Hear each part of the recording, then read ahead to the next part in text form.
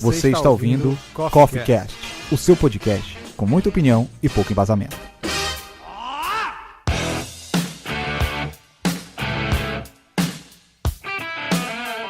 E aí galera, sejam bem-vindos para a gravação de mais uma edição do Coffee Cast. Esse que é o melhor podcast da sociedade, o primeiro de 2018, pós-Réveillon. E queria dizer para vocês, primeiro, que o mundo não acabou e segundo, que o Coffee Cast também não, para azar de vocês. O tema de hoje... Qual é o tema de hoje? Qual é o tema de hoje, senhor Zé Ninguém? Qual é o tema de hoje, Zé Ninguém? Porque eu fiquei com dificuldade O tema foi dele, né? Eu fiquei com dificuldade de entender qual é esse tema pra valer. Eu também não sei. Mas vamos lá, eu quero... Qual o nome oficial. O pai da criança vai se manifestar aqui. O pai de todas as crianças do mundo. Aí dentro. Aqui é Zé Ninguém falando. O tema hoje, cara, é tipo as nossas experiências com os videogames, né? A evolução... Pode-se dizer a evolução do game, né? A forma... Tipo, antigamente a gente não tinha checkpoints, não tinha autosave, esse tipo de coisa, né? E que a galera hoje em dia já tem, bem mais fácil aí, entendeu? Acho que o tema é esse. A gente vai falar sobre jogabilidade, é isso? Sobre jogabilidade. O tema do Coffee Cast de hoje, primeiro Coffee Cast da segunda temporada, é gameplay. Vamos falar sobre a evolução dos gameplay, desde o início dos jogos, tá? E quais foram as inovações que foram surgindo que mudam a experiência de jogo, a jogabilidade e o quanto isso interfere na forma como a gente percebe esse universo dos games e o quanto isso consegue sair de dentro dos consoles e passa a ocupar a vida real, fazendo com que a gente crie um novo termo, que é o termo gamificação da vida, da sociedade. Então, é isso. Queria que os casters que estão presentes hoje se apresentassem para o nosso ouvinte. Que é o seu Dharma e... Sega! Aqui é o Zé Ninguém e eu nunca joguei no hard. Olá, viciados em cafeína. Aqui é o Sr. Charles, o ex-oráculo, e aperte o play e aumente o volume desse CoffeeCast. Aqui é Elisandro Anjos, o Grão-Mestre, e eu não sei frases para gameplay. Eu não sou um gamer, galera. Você é que eu sou fã de Camper. Eu sou... Power. O quê? Wait. Sim, referências.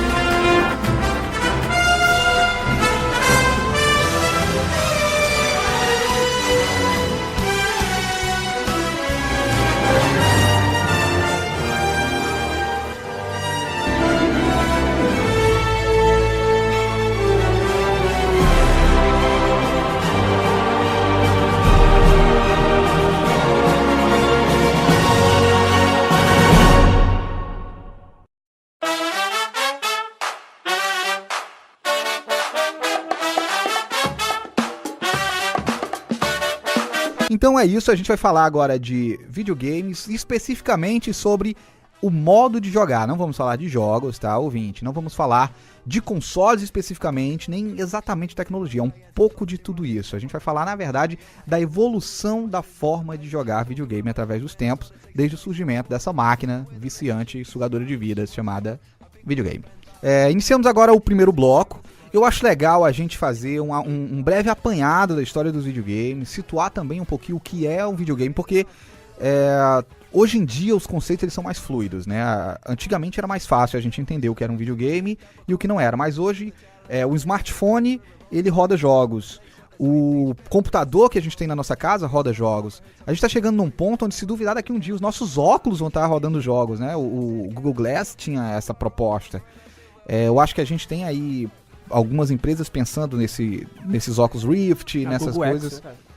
Sim, uma série à medida que as telas vão dominando o mundo, a forma como a gente enxerga o videogame muda também. Então eu queria fazer um breve apanhado histórico aí, se vocês conseguem lembrar de alguma coisa, da origem dos videogames e também tentar conceituar para o nosso ouvinte o que de fato hoje é um videogame. Acho que é bom lembrar também que a gente tem um CoffeeCast já gravado sobre videogames que fala um pouquinho mais sobre essa trajetória, que é o episódio... É o 19, videogames e a guerra dos consoles, né? Que eu fiz uma partidazinha contra o Mago Supremo, né? Sobre quem era melhor, se era a Sony ou era Xbox. Vá lá e escute. Pra você ouvinte, é um bom episódio. Ele fala um pouco sobre também essa questão de jogabilidade, mas principalmente sobre o prazer envolvido na atividade de jogar videogame, as recompensas psicológicas que você vivencia através do jogo de videogame. Foi um tema abordado no na monografia da nossa participante da data, Brenna Elric. Então, escute o Coffee Cast número 19, que fala sobre a batalha dos consoles, e você vai saber que PlayStation é melhor do que Xbox. Pra você, né? Então agora acho que a gente pode começar fazendo um breve apanhado histórico sobre videogame. Começou no ano de 1962, quando 3 colegas do MIT... Armas, é ninguém e Grão-Mestre.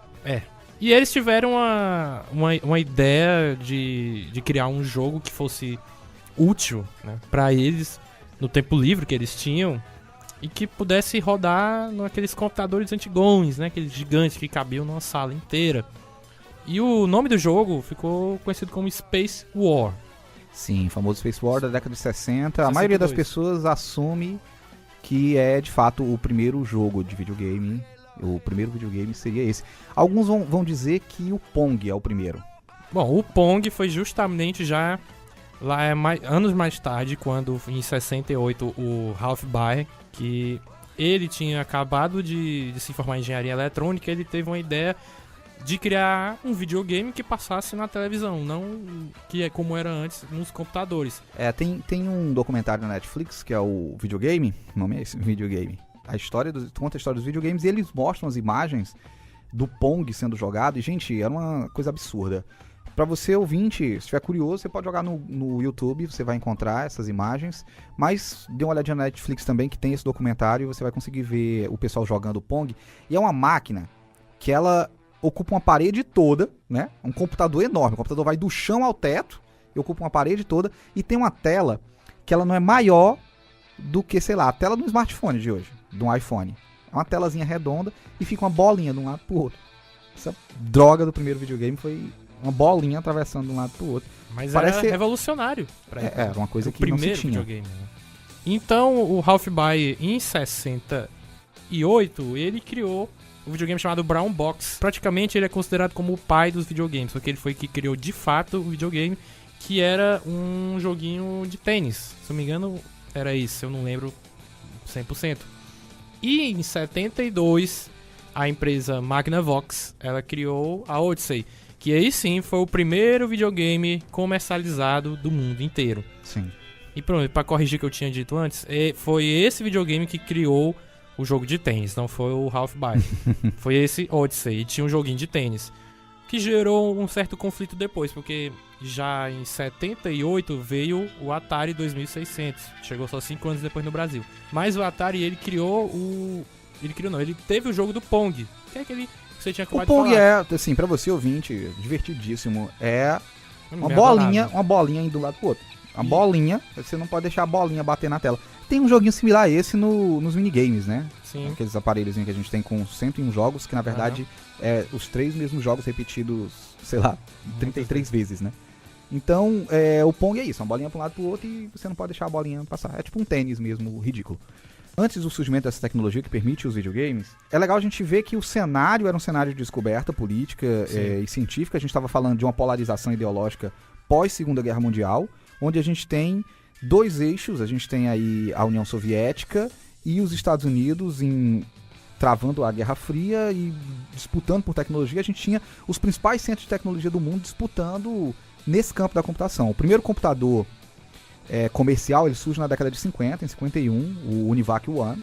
Ele é um computador mais portátil, que ele pode ser levado para casa, que ele vai ter usuários domésticos. Então isso abre portas para que a gente surja essa tecnologia de videogame. E os videogames surgem a princípio como no MIT, né? Acho que qual é o nome dos caras que criaram lá o Pong, o Space War? Tu falou, senhor Dharma? Eram o Slug Russell, Wayne Whitney maravilhoso seu inglês. E Martin Gritz. É só o sobrenome do Wayne que eu não sei. O Wayne? Tu não vai saber falar o Wayne? O sobrenome do Wayne. O Wayne era o primeiro nome.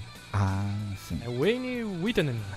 Desculpem o nosso francês, mas são esses caras aí. Francês, né? É modo de falar.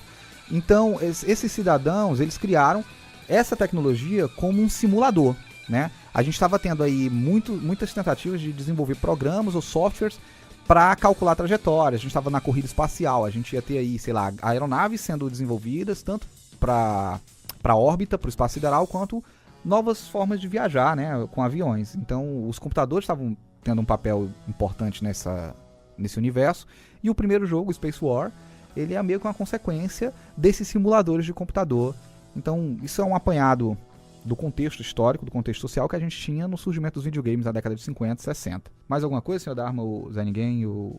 É seu Charles agora ou é Oráculo ainda? Seu Charles, é seu Charles. Mais alguma informação que vocês acham? Pois termine, por favor. Bom, então pra continuar, nos anos 80 veio a Nintendo, junto com a Sega, né? A Nintendo, que ela lançou o sistema NES, que é o Nintendo Entertainment System, que sobre essa plataforma... Eu não sabia que NES significava isso. Pois era isso mesmo. E eles lançaram nesse sistema o jogo do Mario e do Donkey Kong. Mario. Só que aquele primeiríssimo Mario e aquele primeiríssimo Donkey Kong, que tem o Mario no jogo, né? Que assim, são alguns pixels que com muita imaginação você acha que é o Mario. Era de 8 bits.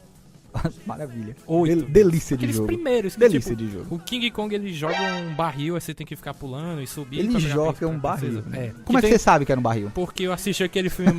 Eu falei King Kong? Foi King Kong? Donkey Kong. Donkey Kong. Donkey Kong. Errou! Mas eu sei disso porque eu assisti aquele filme maravilhoso do Adam Sandler chamado Pixels. Ai, Não, tô frescando, eu não acho maravilhoso. só se complicando aqui, só Não, tô mostrando... brincando, eu já conhecia, isso é óbvio.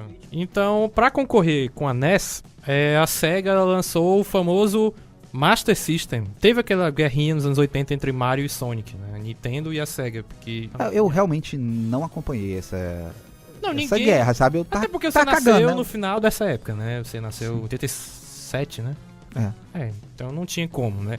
Mas você com certeza jogou anos depois o Mario e depois o Sonic. Eu fiz isso. E tava cagando pra isso, pra essa guerra. Eu tava só querendo... Não, e pra encerrar, o Atari meio que se fudeu depois, por problemas financeiros, e ficou mais entre a Sega e a Nintendo.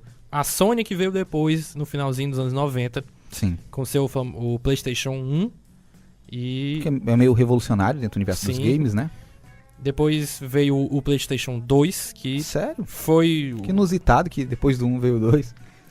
Não, porque o Xbox, depois dele é Xbox 360, não foi Xbox 2. Pra você ver como a Microsoft não sabe o que tá fazendo. Foi um nome lindo. Eu não vou copiar o PlayStation, eu não vou imitar essa porcaria aí, não. Tô tipo a DC, Adoro Marvel. PlayStation 2. Vai, segue o jogo. Não, mas no final das contas ficou essa guerrinha, outra guerrinha, entre PlayStation e Microsoft. Se você escute o Cast 19 lá que tem essa guerrinha. Mas foi basicamente isso. Então a gente tem aqui um apanhado histórico, né, da trajetória, de forma muito resumida. Se você tem interesse em se aprofundar mais nessa história dos videogames, eu acho legal que você dê uma olhadinha sobre o assunto. Vai no Google, né? Mas não era isso que eu ia dizer, Assista não. o documentário que você indicou. Eu ia indicar o documentário e ia indicar que a pessoa escutasse o nosso Coffee Cast, que a gente acaba, o Coffee Cast 19 da temporada anterior, que a gente acaba falando um pouquinho mais sobre essa trajetória, sobre esse processo de evolução do universo dos videogames. Acho que a gente pode... Depois de escutar nosso Coffee Cast, aproveita e dá um like pra dar uma ajuda aí. Dá um Nike pra gente. Like. Por favor, eu aceito esse Nike. Queria aproveitar a presença aqui dos casters, né, pra eu trazer uma pergunta aqui. Na cabeça de vocês, quais são os principais consoles, ainda aqui no bloco 1, antes a gente de fato entrar numa discussão sobre gameplay, quais são os principais consoles que vocês conseguem lembrar através assim da história, sei lá, não precisa nem dizer datado não. O Mega Drive. Eu me recordo, assim, que eu tenha tido contato, que eu cheguei a jogar, cheguei a jogar Atari, eu acho que eu cheguei a jogar o Mega Drive, cheguei a jogar Super Nintendo, aquele Nintendo antigo que era o... 64? De Nintendinho, O Nintendinho. que era um quadradinho assim. Era o 64. Eu acho que era o 64, não? O Dreamcast. Caraca, o Dreamcast. Essa voz do além, a participação especial que a gente tá tendo aqui do Enio. Do Enio. Não é do Milênio, né? Eu tava esperando a piada ruim. Aí você Mas ouvinte eu fica senti essa perguntando, quem é Enio? Enio Diabos é Enio? É a nossa consciência. Vamos explicar A quem sua é. consciência se chama Enio. Enio é o rapazinho da faxina que passou aqui. Tá? Enio é aquela voz que tem do cabeção dos Power Rangers, que eu esqueci o nome. Deus do céu. O Zod.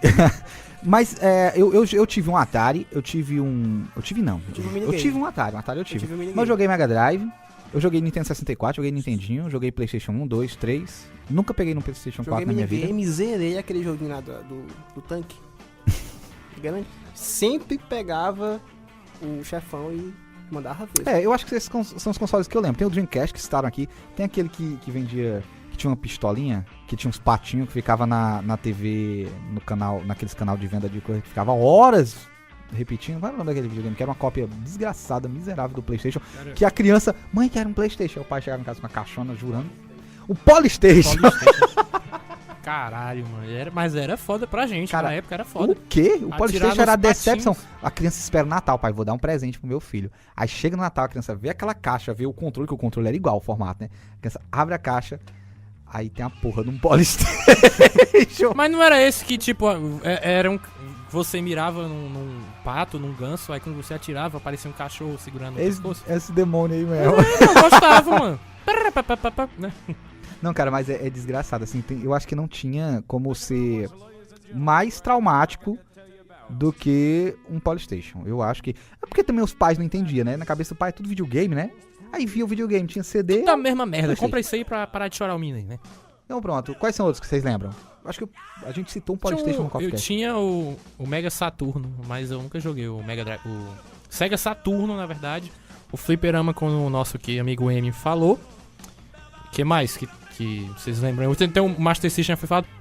Outro console, não sei nem se console, só que é portátil, né? Que é o Game Boy também, fez muito sucesso. Aquele joguinho que, tinha que vem na televisão, vale? Que é aquele joguinho de corrida de carro que você bater e se fudeu. Ó, só pra deixar registrado, eu acho que a evolução dos consoles, né, trouxe uma perca, né? Porque, tipo, nos cartuchos o cartucho não arranhava, doido. Tipo, a gente comprava o cartucho, se o cara usasse direitinho ali, não arranhava, o cara podia usar o resto da vida, entendeu? Poucas coisas são mais nostálgicas do que você babar o cartucho todinho pra ele pegar. Não pegou, dá uma soprada que já era, dá uma puxadinha assim no canto já era. O mas CD naquela época a gente achava que o que ajeitava o cartucho era o vento, mas era a lavagem de saliva que a gente dava. É verdade.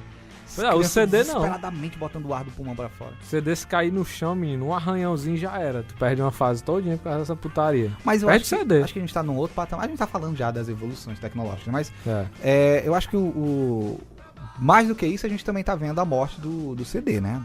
Da mídia física. Hoje em dia, é mais aquele negócio da ocupação do espaço de memória. O pessoal faz download do jogo e ele fica na memória do próprio videogame, né? Só que aí tem a desvantagem que você não pode passar pra outra pessoa, né? Tem desvantagem. Aí lascou. Como é que você empresta? Aluga. Não dá pra alugar. Mas é isso, né? A ideia é que cada um compre o seu. É por isso que o mercado tá fazendo isso. Ele não quer que você empreste. Então, acho que a gente fez um apanhado aqui de alguns consoles que a gente consegue lembrar, né? Você ouvinte, se lembrar de mais algum, pode comentar aí pra gente, manda pra gente. A gente não vai ler, mas um dia alguém lê, tá lá, nos comentários. Você tá contribuindo pra inutilidade que a internet reúne. Porém, eu queria agora perguntar... É verdade, a gente tem uma equipe pronta pra receber seus e-mails. Sim. Que tá trabalhando nesse momento, entendeu? A gente tá pagando um CNPJ dele de salário. E pode manda aí à vontade, manda seus pedidos, sugestões, críticas. A gente responde tudo. A gente vai responder todos. Um dia a gente responde.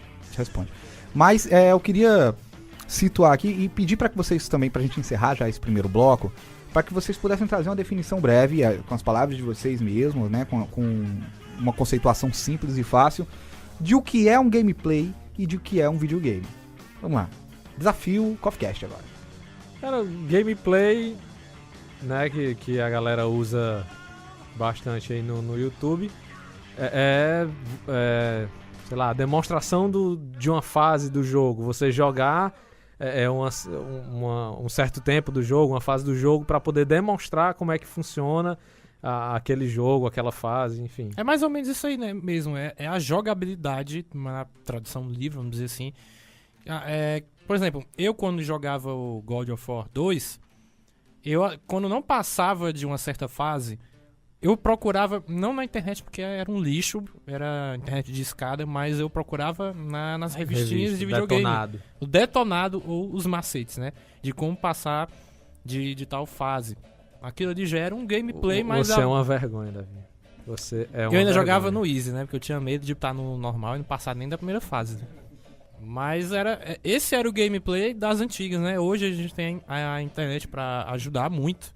E ainda hoje, às vezes... Por exemplo, quando aquele jogo Alien Isolation... É terrível de você jogar porque é muito difícil. Então eu passei mais de 30 vezes procurando formas de passar e tudo assistindo no YouTube. Não tenho paciência, não. Mas é muito difícil o jogo, foi só por isso. Eu pego dica mesmo, tô nem vendo não. Mas o que eu ia dizer, eu acho que aqui a gente tá confundindo um pouco o que é gameplay, né? O gameplay aqui vocês estão trazendo como se fossem as dicas para a jogabilidade. Eu diria que o gameplay é a própria jogabilidade. Gameplay é o jogo em andamento, né? É o jogo em andamento. É como se joga videogame. Por exemplo, existe um estilo de gameplay para quem joga futebol, por exemplo. Que tem toda uma mecânica, tem toda uma forma de jogar, tem toda uma forma de usar o controle, né? Tem um outro tipo de jogabilidade de gameplay que é específico para quem joga FPS, que são esses jogos de tiro, né? Tem outro tipo de gameplay para quem joga RPG de mundo aberto. Então, gameplay tem mais a ver com essas mecânicas de jogo. A gente entende que já foi mais simples, por exemplo, você pega um jogo antigo, o Super Mario World, que é um dos maiores clássicos do mundo dos games, né?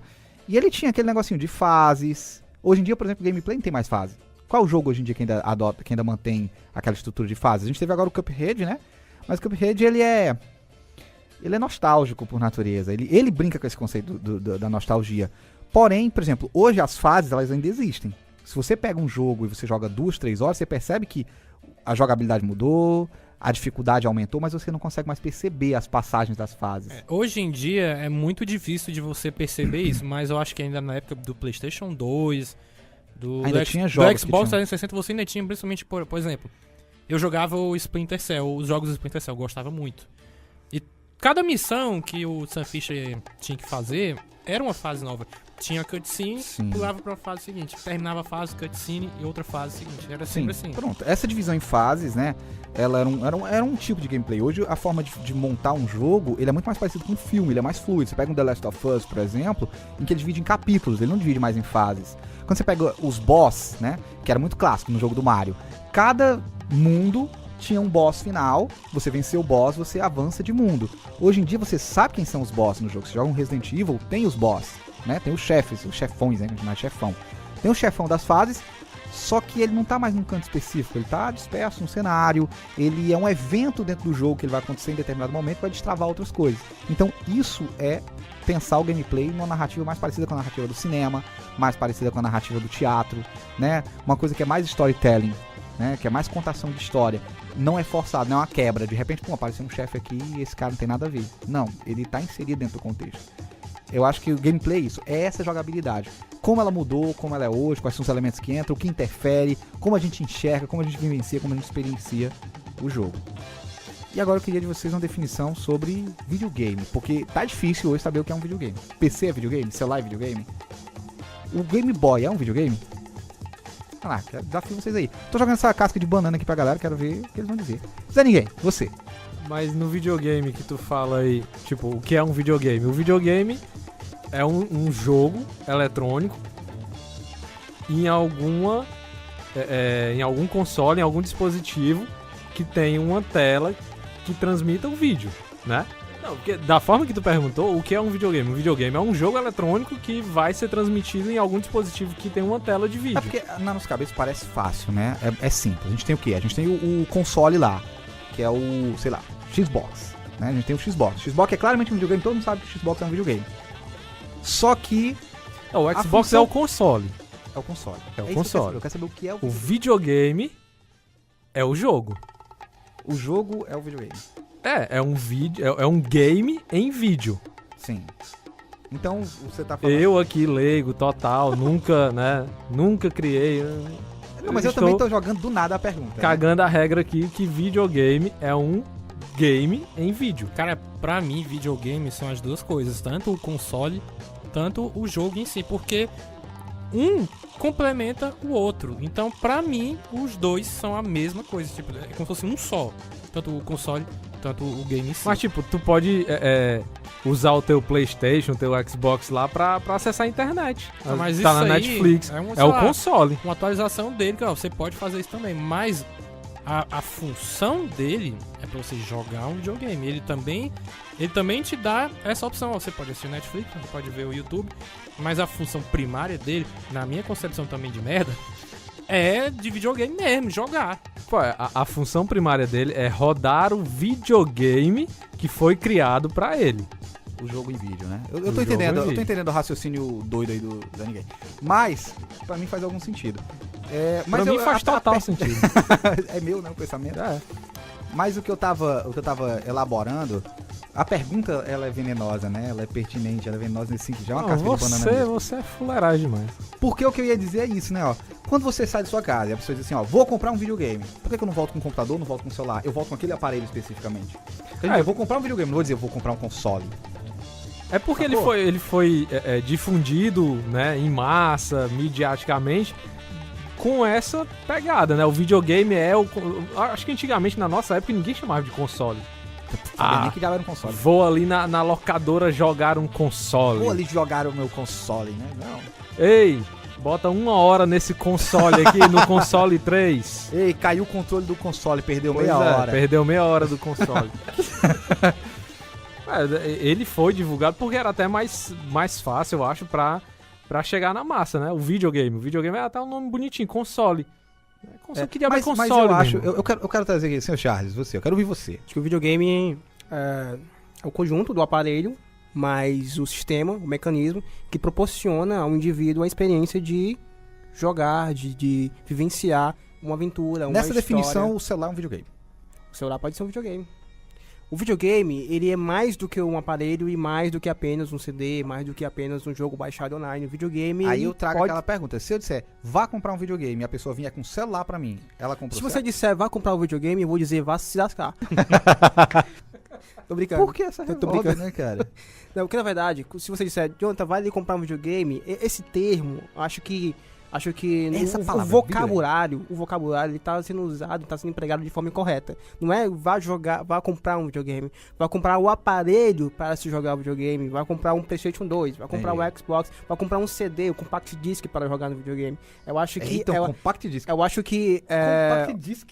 Eu acho que é a forma como se Você fala Compact a forma como se ficou tá no outro nível. Que ficou ficou nervoso. Familiarizado a palavra videogame é que tá sendo mal empregado, tá sendo mal errado. Eu vou pegar um apanhado de tudo que vocês disseram aqui, né? O trio Parada Dura aqui, o trio Ternura. Pra poder tentar trazer uma conceituação porque cada um contribuiu com alguma coisa, no geral falaram a mesma coisa com palavras diferentes, mas com ligeiras diferenças. O que eu entendi, e eu não sei se vocês vão concordar, e se eu tiver errado, por favor, me corrijam. Ou não, ou fiquem calados. Videogame é uma palavra, tá sendo mal empregado. Que existe o videogame, que existe o game, né? Que é o jogo, que é o ato de jogar. Você tem, sei lá, inúmeras formas de jogar. Jogar é um negócio livre. Você pode jogar até sem videogame. Você pode jogar bola, pode jogar o jogo da forca, jogar pedra, papel, tesoura. Jogo é uma coisa que tá fora do universo de aparelho. Agora, existem aparelhos que são específicos para jogar jogos. Sério? Esse é o videogame. É isso? Porque, por exemplo, um celular, a função primordial dele não é jogar. Videogame é uma expressão. Tu que tá dizendo isso? Não, eu tô dizendo isso porque eu acredito que seja. Ninguém vai. Se eu for numa loja e disser que eu quero comprar um videogame, a pessoa vai me vender um videogame, ela não vai me vender uma expressão, não. Ela vai me vender um aparelho físico. Aí você tá se limitando, aí você tá se limitando, porque nós sabemos muito bem que existe várias formas de expressão que são aí usadas no cotidiano pra facilitar. Tô fechando facilitar a comunicação. Um videogame, de forma resumida, de forma superficial, acaba sendo um aparelho que a função dele principal, primeira, é jogar jogos virtuais, digitais, sei lá. Por exemplo, a gente vai ter a oportunidade de assistir Netflix ou de acessar a internet. Só que essa não é a função primordial, diferente de um celular. Que teoricamente a função principal do celular é encher o saco da gente. É receber ligação, é fazer ligações, né? Não era nem pra ser usar a internet, até que tá sendo, né? Aí eu acredito que... Função primordial hoje pro celular também é enviar e receber nudes, né? Tem essas coisas. Precisa me agarrar pra falar comigo? Mas o que... Claro, falar de nudes? Mas aí, tô fechando aqui então o conceito de videogame como esse aparelho que tem sua função principal. Apesar de, com a evolução do mercado, com a evolução da tecnologia, com essa necessidade de vender, de conectar cada vez mais as coisas, a gente acaba incutindo outras funcionalidades dentro do aparelho. Mas se a gente for pegar o videogame tradicional, lá da década de 90, né, o Super Nintendo, ele só tinha uma função na vida dele. O aparelho, né? O aparelho. O videogame. O aparelho e o videogame. O videogame, cara. Que droga. Que é jogar, que é rodar o jogo. Enfim, é isso. Você está entrando numa discussão whatever, baseada em vários nadas aqui. Uma discussão inútil, né, na verdade. Faça o seguinte, vou lançar aqui uma enquete. O senhor Outra? Dharma... É a terceira agora. Só não, pra vocês não, pro ouvinte. Vocês já bagunçaram demais aqui. Seu Dharma, quando for publicar esse cast no feed lá, no Facebook ou no Instagram, lance a enquete também para o ouvinte, para dizer qual a definição de videogame que a gente trouxe aqui que tá mais adequada. Se é a do Sr. Charles, se é a do Zé Ninguém, se é a do Sr. Dharma. Então, é isso. Acho que a gente pode encerrar esse bloco, senão ele não encerra nunca, pra gente poder, de fato, começar a falar sobre gameplay.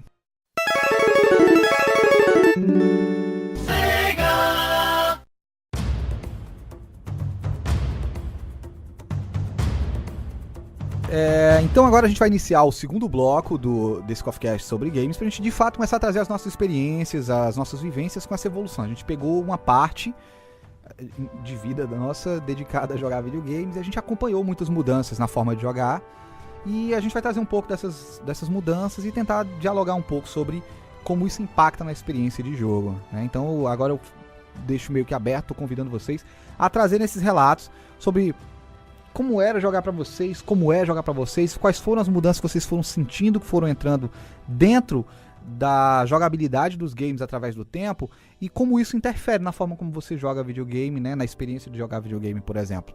Então, deixo meio que aberto aqui esse convite para que vocês possam trazer as experiências de vocês, botem a nostalgia, abram o coração. Vale a pena. Eu acho que você pode começar, não é? Saudade. Virou um mestre.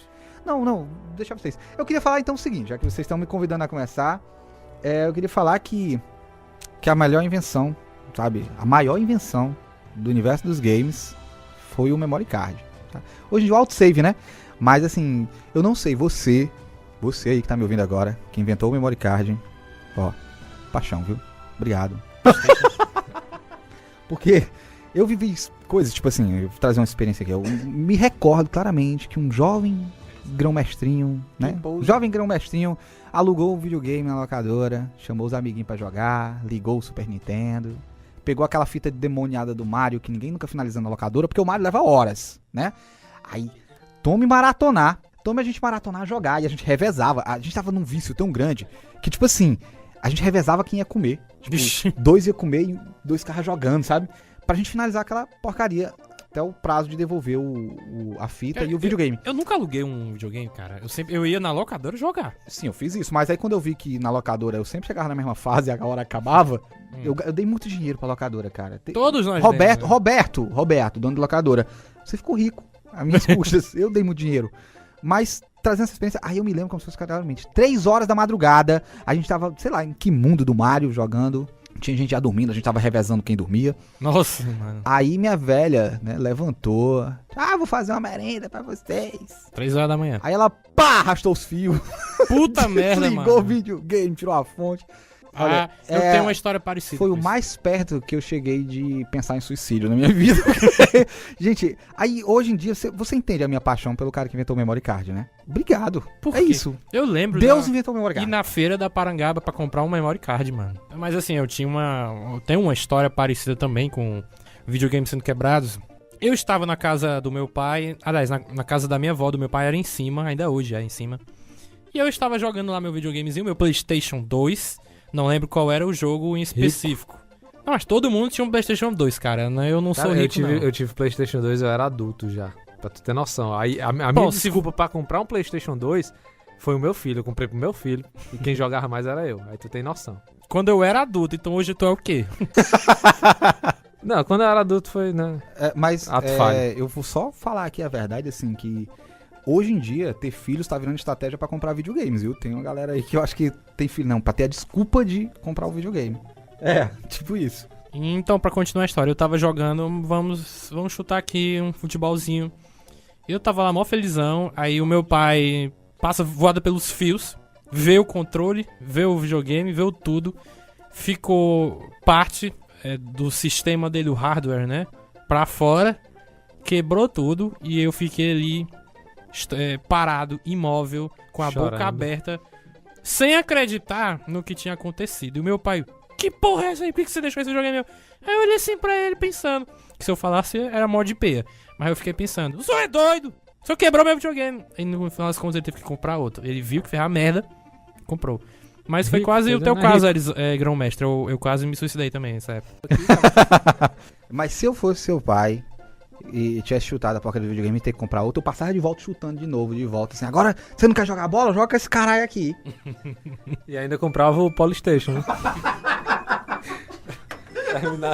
Pra terminar de cagar logo tudo.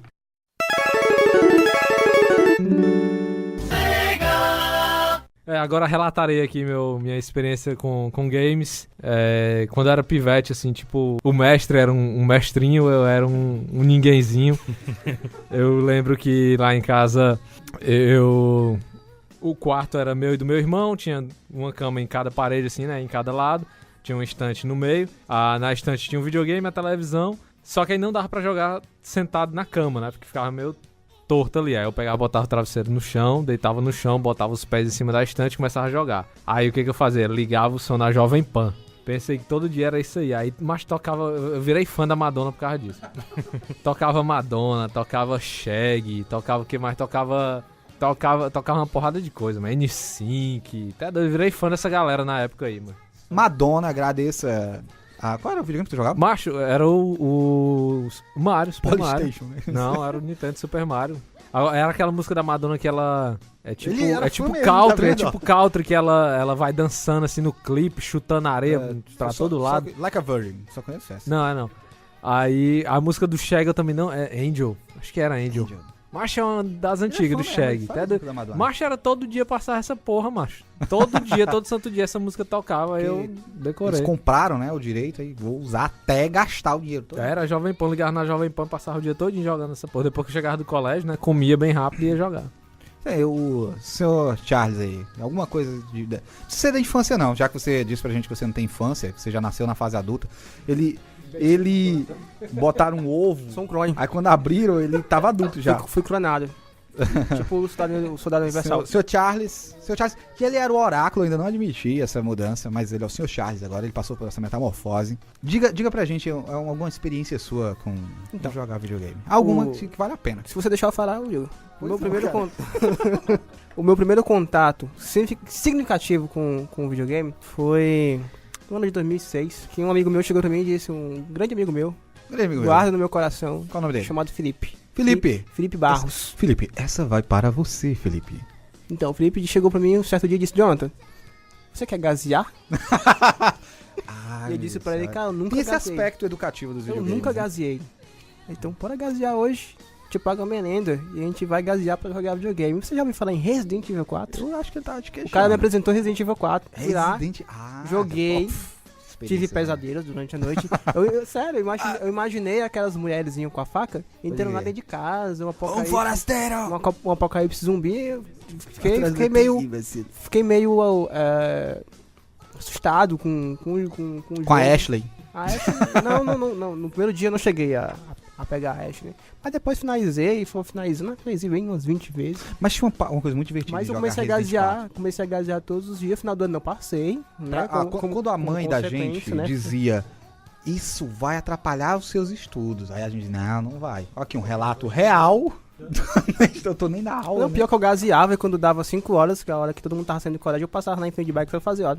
Só pra dizer que você estava saindo da aula. Pra tirar onda, né? Você era uma pessoa dissimulada. Rebelde. Mas tinha uma coisa legal, falando aqui do Resident Evil 4, tem uma parte legal que jogar no Resident, que eu gostava muito de fazer quando tava jogando Resident, era ficar usando aquele comando pra Ashley seguir o Leon, né? Cara, eu acho que... Aí eu ficava fazendo, pra ficar vendo aquela Kenga andando pra lá e pra cá. Eu ia bem pra longe, aí eu apertava pra ela vir correndo. Ela tava chegando, eu apertava pra lá.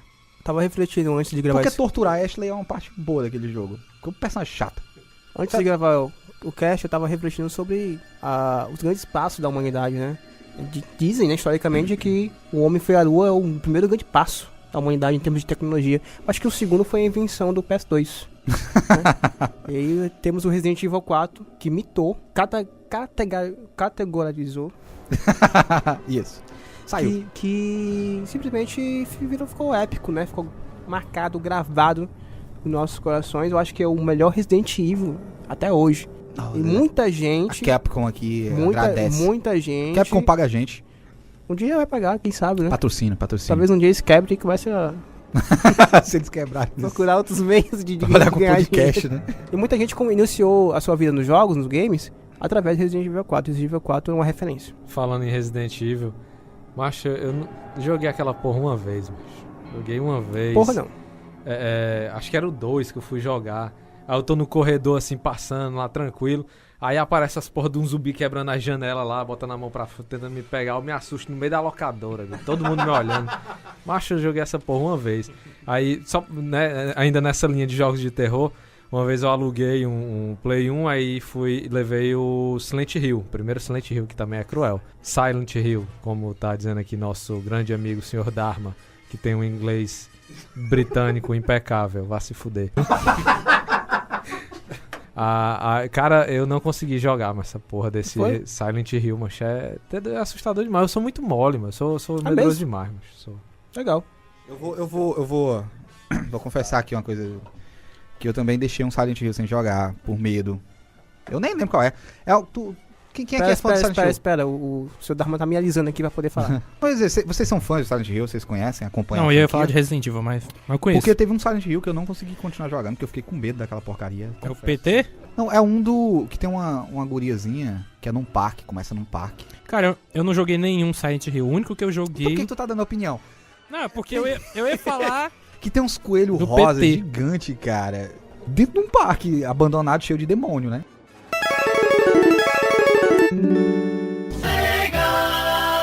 Mas, vamos fechar aqui. Vai trazer algum relato? Eu vou trazer um relato de Resident Evil 3. O meu vizinho, ele tinha uma locadora. Na verdade, ele e o filho dele, mas era mais o filho dele que ficava, o Danley, e o seu Flávio, que era o pai dele. E eu ia lá, olha o que eu fazia. Eu assistia algumas pessoas jogarem o Resident Evil 3, achava um pouco maneiro, me cagava, mas achava um pouco maneiro. Aí quando eu ia lá, esse Danley, abre aqui, vou jogar uma horinha aí. Aí, qual é o jogo que você vai querer? O Resident Evil 3. Aí beleza, ele botava lá, aí ele me entregava o controle, então, mas não, joga aí tu. Eu pagava pro cara jogar e eu ficava assistindo. Porque eu tinha muito medo só da abertura. Só de voyeur. E o do Silent Hill, o único que eu joguei, que não chegou nem a sair, que foi o PT, né? Que eu tava com o PlayStation 4 do meu tio. Comunista, Sabia que ia vir.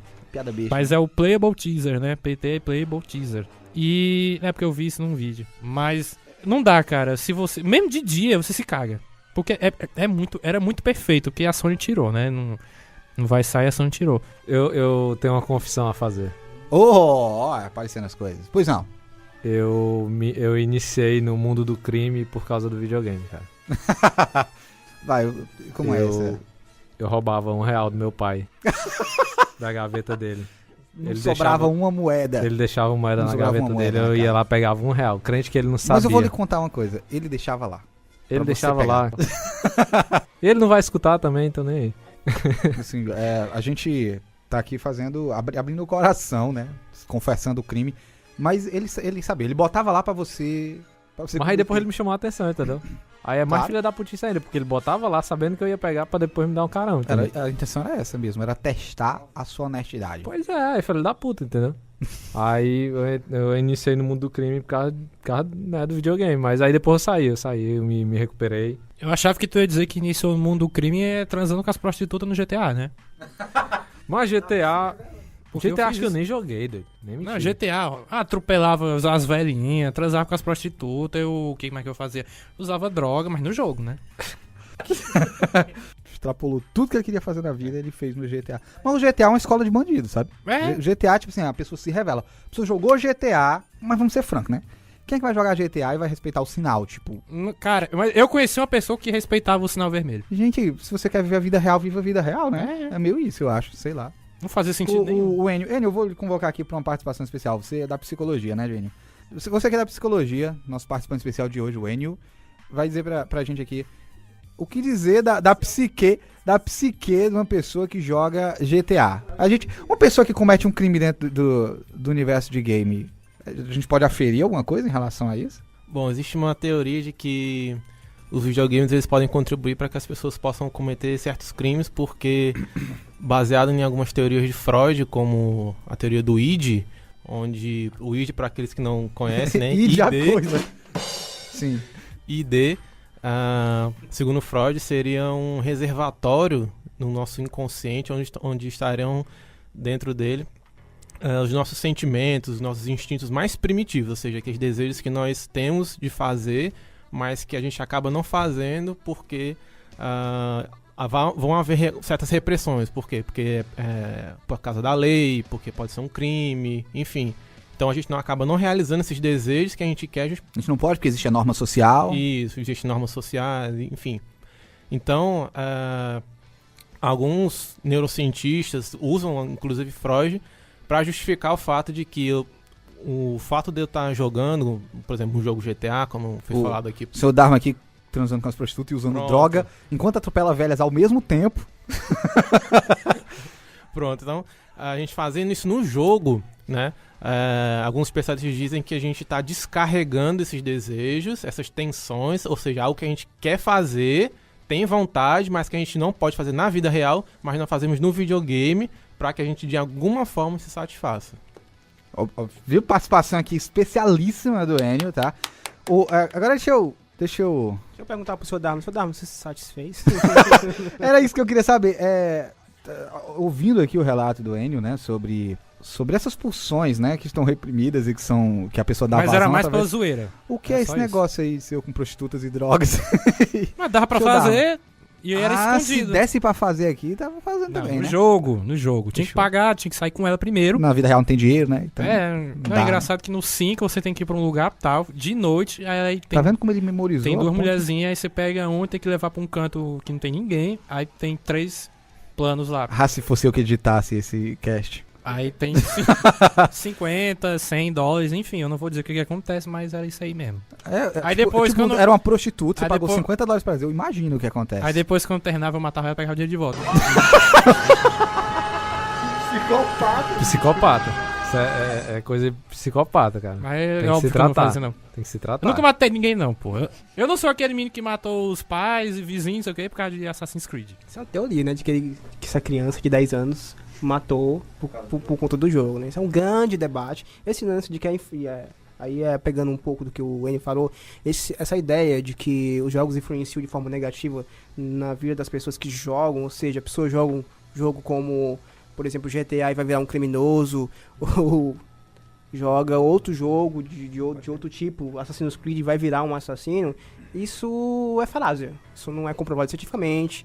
Isso nunca foi realmente provado de fato. Os exemplos que são citados, geralmente, são de cunhos sensacionalistas, né? Sim, de fato. As pessoas pegam para levar para a mídia, para poder fazer um grande falatório, uma grande comoção social em cima disso.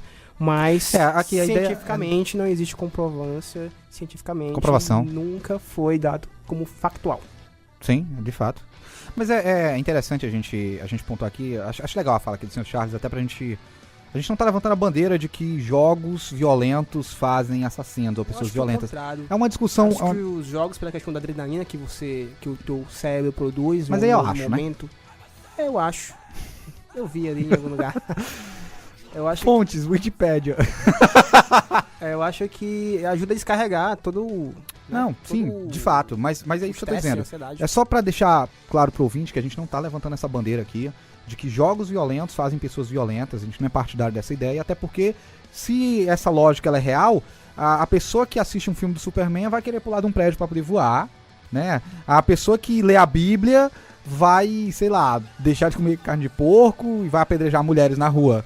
Então, banco imobiliário essas influências ficcionais, né, essas narrativas ficcionais, seja ela literária, seja ela de um game, seja ela do cinema, ela talvez sirva nisso, para que a gente possa dar pulsão, vazão a uma coisa que talvez seja instintivo nosso. No entanto, acho que não tem nenhum estudo, talvez eu possa estar enganado, mas não tem nenhum estudo conclusivo de que possa a gente afirmar categoricamente que se eu jogo um jogo de guerra como Battlefield, eu vou, sei lá, virar um assassino, pistoleiro, matador, né? Então o ouvinte pode relaxar, a gente do Coffee Cast não tem problemas Agora, com uma isso. Coisa que seria atropele as velhinhas aí à vontade no uma GTA. Uma coisa que... não acho isso saudável, na verdade. Uma coisa que seria interessante pontuar é a questão de que jogos fazem, sim, apologia à violência. Sim. Jogos fazem, sim, apologia à criminalidade. Sim. Isso é a objetificação da mulher. Isso é uma série de coisas que a gente entende que são problemáticas. Agora, mas isso não é do jogo, isso é dessa sociedade. Calma. Existe a diferença de você fazer apologia e de você ter ali toda uma influência persuasiva, né? De... a pessoa jogou o jogo, vou virar criminoso. A gente tá entrando em outra seara que eu acho que merece um cast próprio. Exatamente. Porque, por exemplo, a gente entende que, apesar de hoje um console custar cerca de R$4.000, ainda é muito tido dentro do universo social de que videogame é coisa de criança, né? Muitos pais ainda entendem que jogos são coisas para criança, né? Eu vou baixar um jogo no celular para o filho usar, por exemplo. Então, o controle do conteúdo desse jogo, já que quem vai ter acesso a esse conteúdo é uma criança que muitas vezes não tem um senso ético, um desenvolvimento psicológico, né? Moral, tão desenvolvido ao ponto de fazer determinados julgamentos, né? Ela pode naturalizar alguns comportamentos que, poxa, se ela viu na mídia, mas não é do jogo exclusivo. Isso aí é uma discussão que ela perpassa a mídia, que ela perpassa o entretenimento. Filmes de violência, a novela da Globo que mostra cenas de nudez, por exemplo, já que a gente está falando tanto de naturalização de violência, o jogo de videogame, ele é uma das vertentes que precisa ser pensado nesse mundo. Porque é um mundo que a criança tem acesso, a gente também tem que entender que, dependendo da faixa etária, por isso que tem muitos jogos hoje que tem, inclusive, censura, né, de idade. Porque e a psicologia vai dizer, né, o Enio talvez possa responder pra gente também, que na primeira infância e na segunda infância, principalmente, as crianças não têm discernimento moral e ético para poder entender plenamente os processos que estão rolando, né, sociais ao redor dela. Então, sim, ela pode naturalizar a violência e entender que é assim que ela tem que se comportar. Sim, ela pode ver uma mulher sendo objetificada, estuprada num jogo e entender que aquilo é a forma como ela tem que se portar, né? É assim que ela tem que tratar mulheres. Então, acho que é uma discussão que ela é delicada e que talvez a gente mereça um cast próprio no futuro, só para abordar essa questão.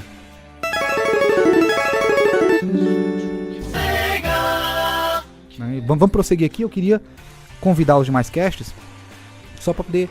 Vocês possam citar aqui quais são os principais avanços de gameplay que vocês observam. Passar de forma rápida pra gente... Eu parei no PS2. Não, um que nós inclusive já falamos aqui... do memory card, né, que inicialmente era no password, né, você tinha que passar daquela fase que o jogo te daria uma senha, pra quando você jogasse depois, você ia lá na opção password e colocava a senha. Gênio, Jasmine, Macaco, Jafar. Caralho, mas era desse jeito. Era isso aí mesmo, era desse jeito. E eu às vezes acertava na cagada. Aí, por exemplo, como você falou agora a senha do jogo do Aladdin, outro que tinha também, eu não sei se o Mario World tinha, né? Não tinha, tinha algum jogo do Mario que tinha, não? No Super Mario World ele já começa a ter um espaço próprio pra gravar no console, né? Ele tem uma memória no console que você consegue gravar. Era no cartucho? Pronto, tanto faz. Mas você tinha um espaço físico, ou no cartucho ou no console, você gravava a fase lá.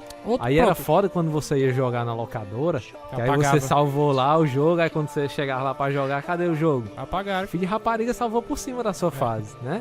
Ou apagou, dava muito ódio, mano. Ou apagou de vez, não dá nem pra jogar mais. Outro jogo também, que também era esse lance de password, era o Bomberman, que se eu não me engano tem um Bomberman que você tem que colocar uma senha pra ir pra determinada fase. Todos. Eu só me lembro de um que é o 94, eu acho. Eu só jogava esse. Você tinha até um modo de batalha que você escolhia as fases e tal. Era foda demais. Você peidava bomba, né? Era bom pra...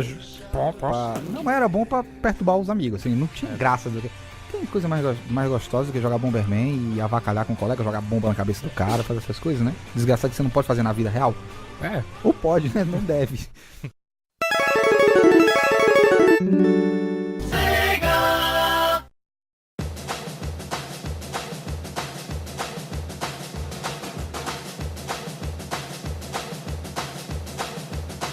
Mas, seguindo avante a história do save, né? A gente passa pro... Memory card, né? Memory card, que eu acho que era um aparelhozinho pequeno com um espaço de memória. Quadradinho. Que foi só aumentando, né? Era um quadradinho assim. Quadradinho você colocava ali em cima, onde você colocava o controle, né? O plug do controle era em cima, pelo menos do que eu lembro no PlayStation 2. Sim. E você ia na feira, eu ia na feira para ganhar, quanto é um memory card? 10 conto, 5, não sei. Aí comprava junto com o jogo. Mas tinha memory card até mais caro, né? Logo quando saiu tinha memory card de dependendo do tamanho dele, eu acho que era mais caro, uma coisa assim. Mas da memória, né? De 5 ou 10 reais e colocava... Basicamente é um pendrive pra você salvar o jogo. Né? Exatamente. É mais ou menos isso. Avança o memory card sobreviveu acho que até o PlayStation 2, né? E eu só conheço o memory card pro PlayStation 2. No 1 tinha, no 2 também. Aí a gente chega nas formas que a gente tem hoje de salvamento, que já são embutidas no próprio... É salvamento automático, né? Isso, fica salvo na nuvem. ou então salvo na memória do console. Ele, antes no HD do próprio computador, do próprio videogame. Não, mas computador também, né? Se for o Steam e tal. Mas ele antes do jogo começar, ele aparece um símbolo, como se fosse um símbolo de carregamento, que ele avisa, ó, é salvamento automático. Quando isso aparecer, você não deve desligar o videogame, não reiniciar. Mas isso também é outra evolução de gameplay que eu acho interessante, porque, por exemplo, uma coisa que eu vivi muito na época que eu jogava, de save, né? É que você tinha alguns jogos que você tinha os lugares específicos que você podia salvar o jogo. Então, às vezes você jogava horas, né? Tipo assim, eu paguei 2 horas na locadora, tô jogando aqui Final Fantasy VIII, e tinha os íconezinhos na tela pra você salvar, tinha os lugares específicos. Era tipo um diamantezinho, você ia lá, acessava o save. Se você não estivesse perto de tava faltando tipo 10 minutos pra acabar a hora, ferrou. Era um desespero correndo dentro da fase pra poder achar um diabo do negócio pra salvar, porque senão era 2 horas que você gastou da sua vida. God of War também é do mesmo jeito. Ele tinha aquela luz branca, amarela, sei lá, Sim. em determinados pontos da fase que você tinha que salvar. Mas o que eu acho interessante é que hoje ainda muda um pouco mais, porque... Eu me lembrei que uma vez eu salvei em cima de um monte de jogo, de um monte de gente. Ai, cara, sabe... Resident Evil 4, um dia que eu gaziei. Até hoje a pessoa... pessoa... eu pisei lá, cara. Com razão, você corria risco de vida sério. No início do jogo, o pessoal já tava... Cara, eu perdi uma gravação de Final Fantasy VIII, eu tô falando aqui, mas de verdade isso. Com... Puta que pariu, cara, eu não gosto nem de lembrar. 112 horas de jogo, cara. 112 horas jogadas na locadora. Se cada hora foi R$1, o Roberto ganhou R$112 meu só nessa brincadeira aí. Só meu. Aí veio... Você bota um pin nisso aqui. Veio um filho da p... e salvou um jogo velho de um sapo que arrotava em cima de 112 horas. Mas quem que joga com um sapo que arrota, mano? Não, eu não perdoo. Você aí, ó, não lhe perdoei. Mas seguindo, hoje o autosave ele tem uma outra mecânica, né? Que você não tem essa preocupação de você encontrar um local de save, né? Você vai jogando e à medida que os cenários vão mudando, o próprio game ele já vai atualizando pra você. E ele tem aquela opção que se você morrer, ou se você por algum motivo desligar, ele pergunta se você quer voltar no último checkpoint, né? O PS3, por exemplo, se você sair do jogo, automaticamente salva também, né? De onde você... Ele tem pontos dentro do jogo em que ele faz save automático. Caralho, isso muda muito a experiência de jogar, porque tira essa preocupação do jogador de estar salvando especificamente, e você aproveita mais a narrativa do jogo, porque você não está mais tão concentrado nos pontos chaves, né? Você sabe que tem pontos de virada, você sente qual é o ponto de virada. Você entra em determinada parte da casa no Resident Evil, você sabe que, opa, salvou automático aqui, sempre que eu tiver um problema, eu volto a partir daqui. Então até a forma como você vai jogar é impactada pelos saves, né? Outra mudança drástica comparado com games antigos e games novos são os tutoriais. Antigamente a gente aprendia a jogar na marra, morria 1 milhão de vezes pra aprender uma forma diferente de passar de um chefão ou de um minion. E hoje é tudo resumido a tutoriais. Hoje é tudo resumido na forma de tutoriais que te ensina como, sei lá, esse botão você pula, esse botão você atira. Pra passar de tal fase você faz isso aqui. Particularmente, pra mim, perde um pouco da graça. É claro que você também ia ficar muito puto se não tivesse isso. Tipo, jogar Mortal Kombat no Super Nintendo, que você descobriu os poderes na louca, né? E tipo, quando você... Eu tinha essa piração, ficava apertando os botões e fazia o poder. Eu também. Eu não sabia repetir. Eu jogo até hoje desse jeito. Era aleatório. Eu nunca jogo. Mas hoje em dia você joga um jogo de luta num console, você aperta o start, aí tem a lista de golpes lá. Lista de golpes. Né? Eu ainda não consigo fazer. Qual a graça, né, gente? Mesmo lendo, eu ainda não consigo fazer. Não, porque eu tinha que ler, decorar, aí despausava, aí... Tem que fazer no momento certo, tipo, se for perto tem que estar aqui, se for longe tem que estar mais pra trás. Tem todo um esquema, não era fácil, não. Essa questão dos tutoriais aí, tem... Às vezes não é nem uma fase tutorial, né? Tipo, praticamente toda fase que você vai aprender alguma coisa nova, ele te ensina lá o que você tem que fazer. God of War, né? Como repetiu aqui nosso senhor Dharma com o inglês britânico dele. Super, né, se lascar. Tipo, quando tu tá lá naquela estátua zona lá que parece a doida lá da moeda de R$1. Se liga, acho que é no primeiro. Que aí ele pula lá, mas joga coisa... A gente tá falando de God of War ou de God of War? God of War. 10 anos de Wizard pra isso. Se liga aí, quando ele tá naquela estátua lá que parece a moeda lá de R$1, mas tá doida da moeda de R$1, pronto. Eu sei.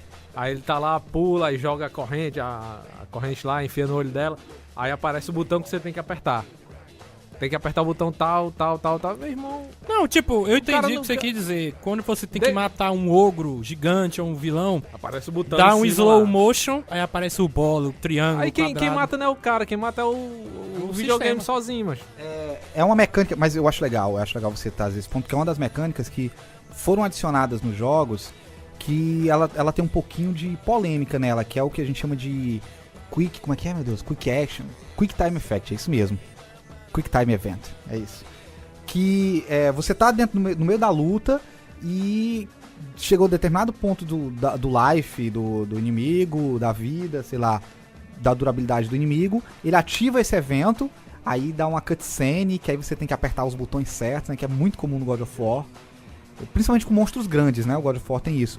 E o pessoal tem justamente essa crítica que o Zé Ninguém trouxe pra gente agora, que é a sensação de que, independente do que você faça, vai chegar naquele ponto lá do evento e você vai repetir aquela sequência e não foi meio mérito seu, né? Apesar de no God of War essas cenas serem geralmente as cenas mais violentas do jogo. Tem muito isso no novo Tomb Raider e é meio frustrante, cara, porque você tá em uma cena de ação e você sente como se você não estivesse jogando.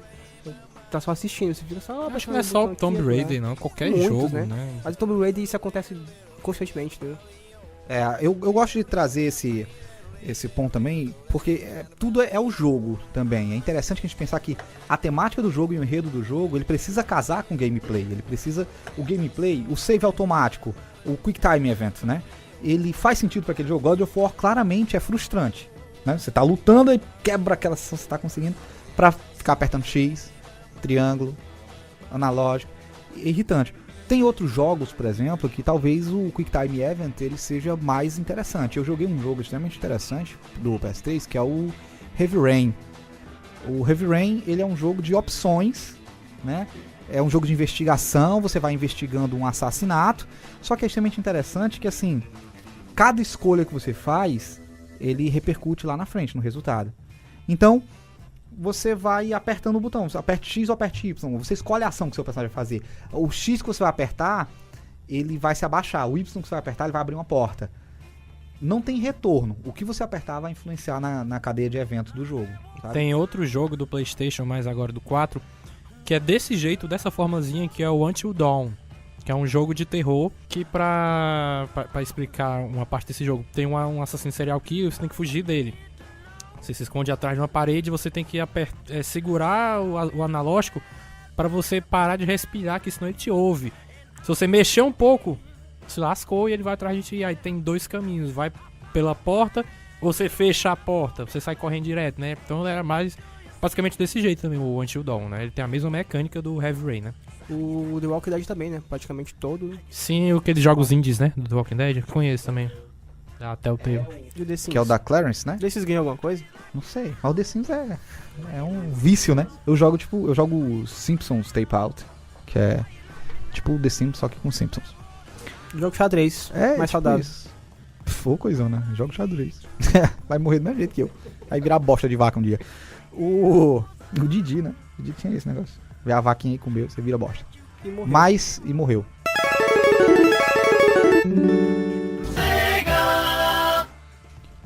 Eu queria trazer aqui também os jogos de mundo aberto, que foi sugestão do Zé Ninguém da gente falar, né? Que eles existem desde sempre, né? Eu acho que no Super Nintendo, desde sempre não, porque o Atari não tinha jogo de mundo aberto, né? Mas o Zelda, o Ocarina of Time, acho que é esse o primeiro, né?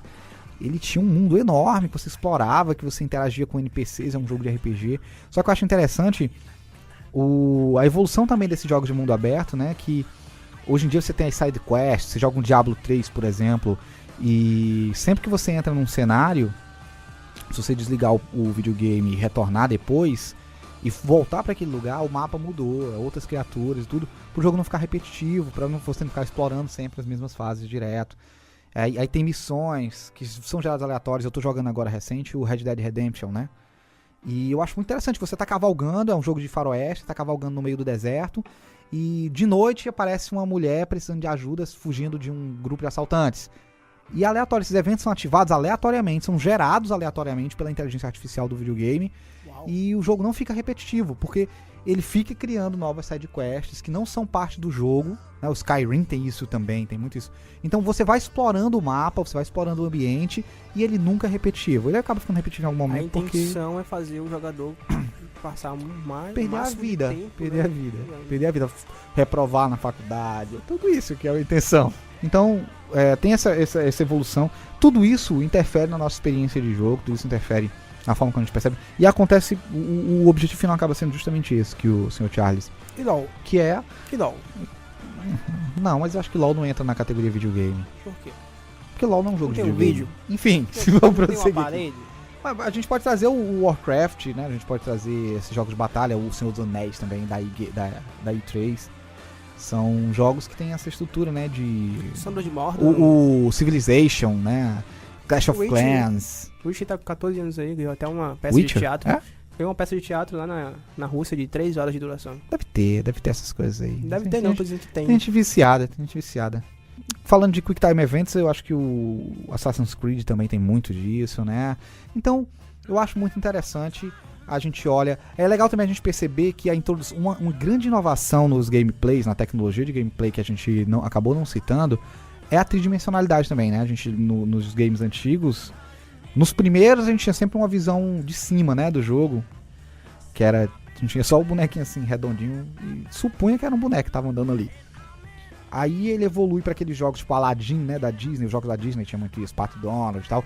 Que o personagem ele era lateral, você estava como se estivesse assistindo um desenho animado, ele era em 2D, o Mario, você viu o personagem de perfil no jogo e ele ia seguindo a fase era sempre da esquerda para a direita, geralmente, e a gente estava completamente habituado com essa lógica, a gente jogava videogame pra gente era isso, a gente vai começar num ponto, uma fase, a gente vai correr até o final da fase, que geralmente é no final da tela à direita, a gente vai explorando o cenário nessa bilateralidade. Aí quando surge o elemento 3D, a gente cria a possibilidade de mundos de jogo aberto que são completamente complexos, né? Que você tem, como você joga o Shadow of Colossus, tem fase que é dentro da água, que você monta na asa de um pássaro, e sei lá, a lógica é bizarra porque você explora horizontalidade, verticalidade, profundidade, e você de repente vai jogar um FPS, como por exemplo um Battlefield na vida, e você tem que uma noção de profundidade, onde é que seu inimigo tá, e calcula a distância. Eu acho isso muito bizarro no Battlefield.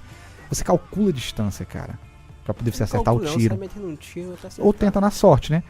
Mas isso muda completamente de um jogo que é lateral. Ainda hoje a gente tem jogos laterais, né? O Cuphead, ele é muito em 2D, né? Você vai falar do Cuphead? Nunca joguei Cuphead. Eu queria jogar Cuphead. O Cuphead é recente e eu também tava afim de jogar, mesmo que seja um jogo difícil pra caralho, né? Mas é bem interessante. O Cuphead, eu acho que ganhou alguns prêmios agora no The Game Awards, uma coisa assim. Saiu uns Assassin's Creed em 2D também. Ainda tem jogos saindo em 2D. Tem um em 3D. Não, ele é 3D, né? Mas eu não sei, se eu tiver errado me corrija. Mas tem um que se passa na China, que ele é em 2D. Sim, o Assassin's Creed China e o Assassin's Creed Rússia também são uma mulher, uma assassina. É em formato 2D. É diferente. Acho que só tem 2 games, acho que 3 games que o assassino é 2D. Uma mulher, né? Ah, sim. Que é esse da China, é o Liberation. Enfim, o cast não é sobre Assassin's Creed, né? De todas essas mecânicas que a gente tem de inovação no gameplay, até porque a gente tá chegando no tempo pra gente encerrar, eu queria só deixar claro aqui que a gente tem... A gente adiciona de tempero na experiência de jogabilidade coisas, por exemplo, como jogo multiplayer, que é uma coisa que a gente surge no Nintendo 64, a oportunidade de jogar com 4 controles, né? Jogar, sei lá, 007. Mario Kart no Nintendo 64, mas ali são 4 pessoas presentes. O multiplayer online, por exemplo, abre precedente, você joga com pessoas de todo o globo, né? Simula a experiência do jogo de PC, do computador, Counter-Strike na vida. Meu irmão joga FIFA direto com gente... Mortal Kombat online, tudo hoje pode ser jogado online, bem dizer. Isso muda a nossa percepção daquele jogo. Você tá jogando com distância, você pode organizar campeonato. Modo co-op, que é o famoso jogar de 2, né? Só que agora o modo co-op, você pode jogar esse co-op num multiplayer com um cara que tá lá na Arábia Saudita, por exemplo. Você joga o Resident Evil 6, eu joguei muito co-op aí, eu acho muito legal ficar vendo os inimigos, meus amiguinhos morrer, atrapalhar meus aliados.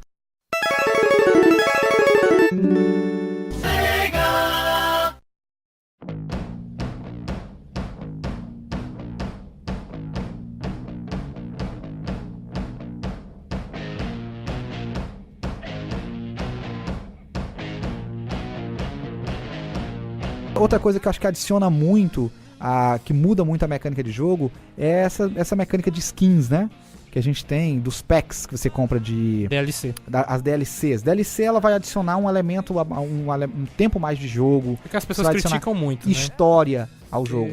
O The Last é of Us, por exemplo, tem o Behind of sei lá o que eu esqueci o nome agora. É com a Ellie e uma amiga dela, amiga dela, né? No DLC.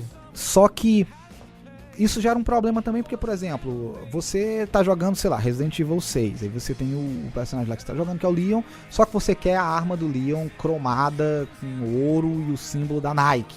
Aí tem alguém vendendo o pack lá, a skin do Leon vestido de mafioso, né? E de certa forma isso gera, eu entendo a necessidade de mercado disso, né? É vender cada vez mais, é aumentar a vida útil do jogo, porque hoje em dia, diferente de antigamente, você gastava horas pra poder finalizar um jogo, tipo Resident Evil, ó. Final Fantasy VIII, eu tava com 112 horas e eu não tinha terminado o jogo, que perdi. Eu não tinha terminado o jogo. Hoje em dia, o máximo do tempo de vida de um gameplay é, sei lá, 8, 10 horas, eu acho que você consegue finalizar um jogo. O máximo, falei o mínimo, né? Enfim, tem esse tempo mais reduzido, então as empresas precisam fazer com que aquele jogo ele não fique cansativo, eu preciso estar adicionando novidades. Então o que é essa novidade? Eu pago pra ter o meu boneco vestido de Papai Noel. Não muda nada. Então, é só caixa e passar dinheiro que aquela empresa vai estar recebendo, né?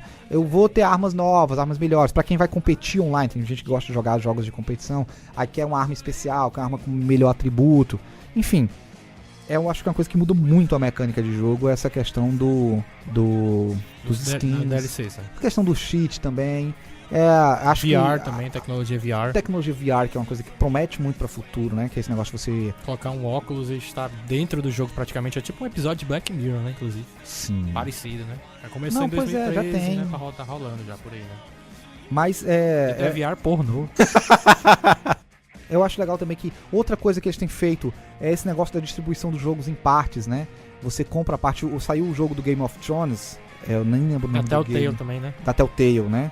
Que tem um jogo massa que é o Borderlands, né?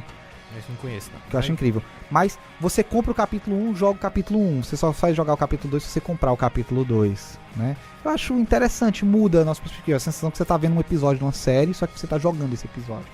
Isso muda a nossa percepção, isso troca a nossa posição enquanto gamer. Eu acho que essas são as principais inovações que a gente consegue lembrar agora. Mais alguma coisa? Acho que é isso. A gente vai pra dica massa, pra você ouvinte, algumas dicas nossas. A gente pode partir pra dica massa? Quer dizer alguma coisa? Vamos. É isso, né? Dica massa, então.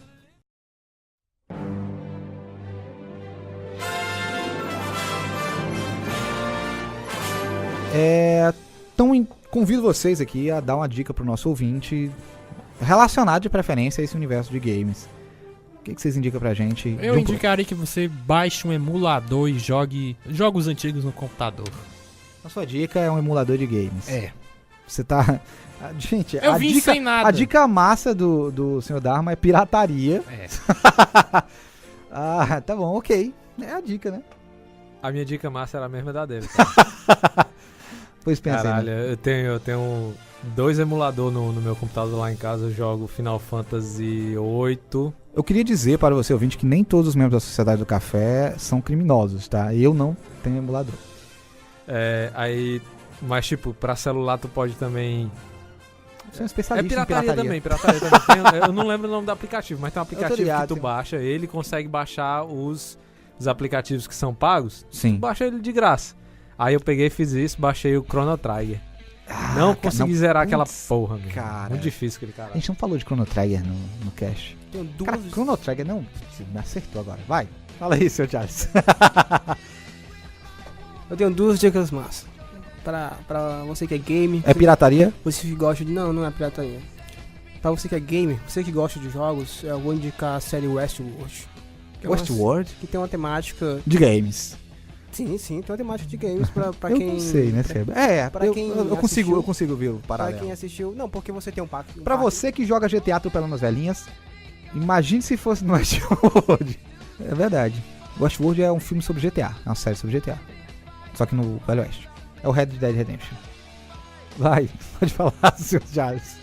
Ok, vocês têm ali um parque temático e basicamente a sinopse é o seguinte, a série em 10 capítulos, você tem um parque temático onde é habitado por androides e os humanos podem ir até esse parque temático, fazer o que bem entenderem com esses androides. No caso, pode viver uma narrativa dentro desse parque temático onde muito similar ao jogo, as pessoas vão praticamente para jogar, é por isso que eu estou indicando.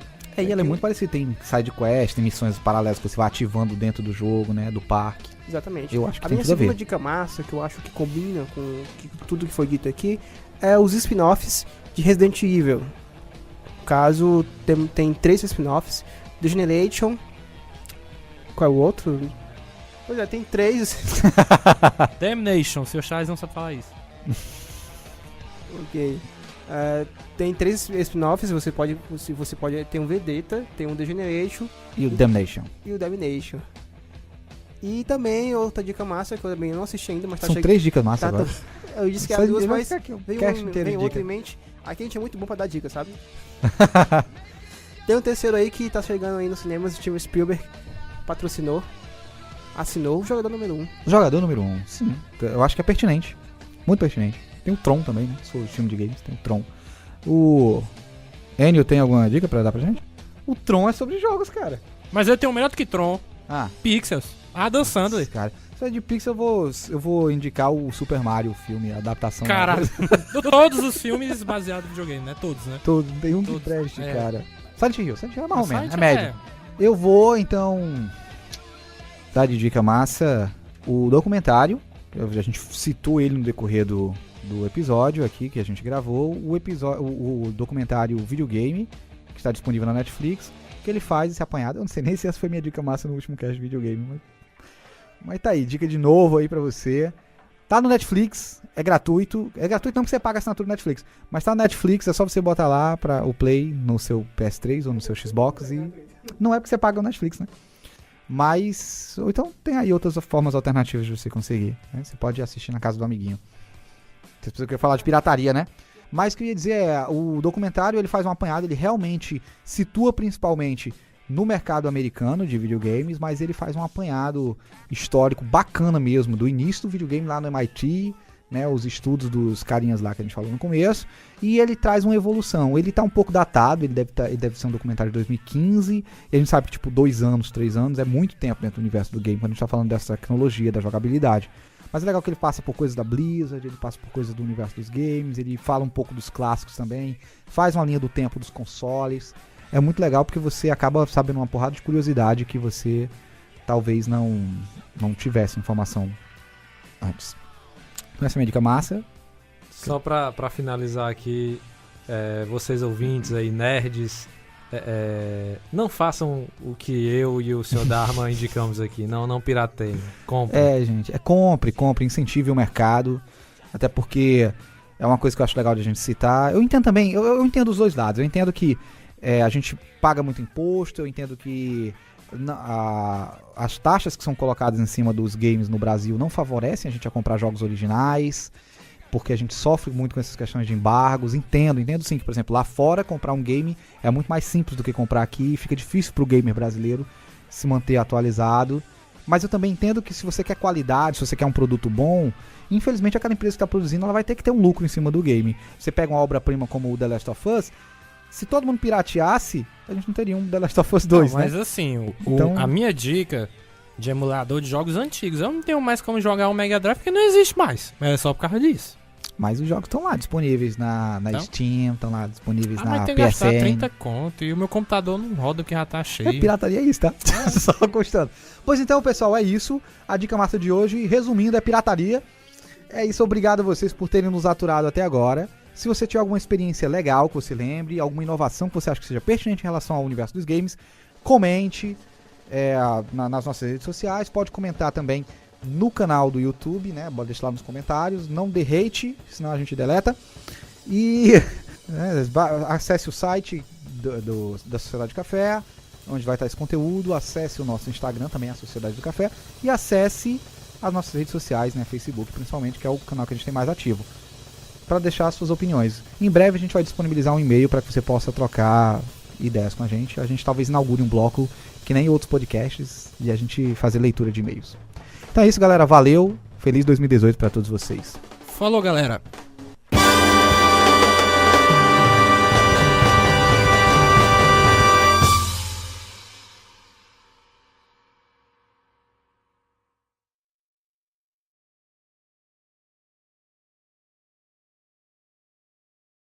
Ai, gente, eu tô nervosa. Pera, vai. Ai, esse podcast é...